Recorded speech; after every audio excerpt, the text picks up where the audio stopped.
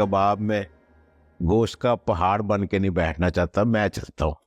अब्बा जी एक सेकंड कबाब में हड्डी तो सुना था, ये गोश्त का पहाड़ तो नहीं सुना था हमने। बेटा जी गौर से देखो, तुम्हें कहीं हड्डी नजर आती है? मैं गोश्त का पहाड़ ही हूँ।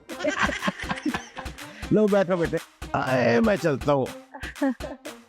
हाँ।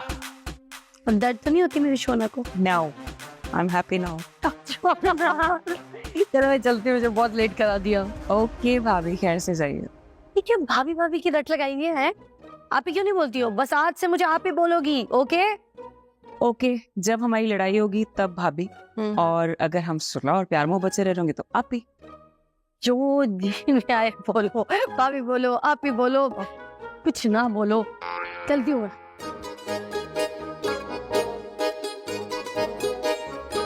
आप ही कहा करो, भाभी ना कहा करो। चुड़ैल ना कह दूं मैं तुम्हें।